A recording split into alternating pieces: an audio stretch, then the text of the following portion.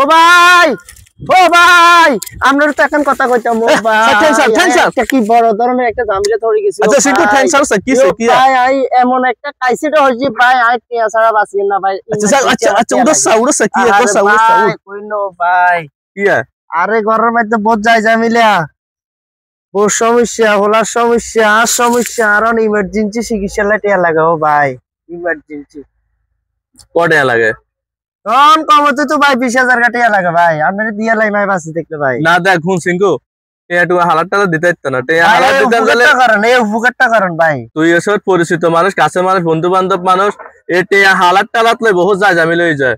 দুনিয়াতে ঝামেলা হয় শুধু টাকা পয়সা লয়। আই হাত না তোরা টেয়া দিতাম, তুই অন্য কারগো তুলবা ভাই। ভাই আন্নে ছাড়া কোনো উপায় নাই ভাই। আটে আই আন্নে তোরে কিছু সহযোগিতা করলে তোরে আই 2-4,000 টাকা দিলাম, হিটো অন্য বিষয়, কিন্তু গায় তোরা টেয়া হালাত দিতে ইত্তা না। ছোটখাটো সহায়তা করলে হইতো না ভাই। আর বড় 20,000 টাকা লাগে। আই জানি যে আপনার কাছে গেলে পাইমে, কারণ ভাই আপনারে পাইছি না না আই দিতে ইত্তা না। ইয়ো ভাই ভাই ভাই জানো কারে এটা রিটার্ন করে দেন না ভাই। আটে ইমার্জেন্সি লাগতেছে ভাই। টিয়া কোন দিবি দিবি কোন দিন? টিয়া আপনি মনে করেন টিয়া আপনিও দিবেন, ডেটও আপনি দিবেন ভাই। আপনি ডেটে টিয়া দিতেন ভাই। এর 7-10 দিনের মধ্যে দিতে পারবি তো? এই 7-10 দিনের মধ্যে দিতেন ভাই। আরো ফুকারটা হইবে একটারে, যতদিন পাইছি ভাই ততদিন আমরা। ঠিক আছে তাহলে রাত কে লই যাস কেন? আচ্ছা ঠিক আছে ওকে ভালো থেকে না।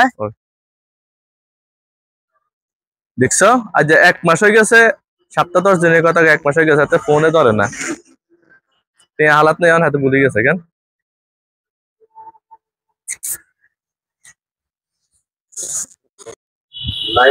কিরে সফানি এনে তুই? খাইছি এনে কি আদে মনটা খারাপ কি?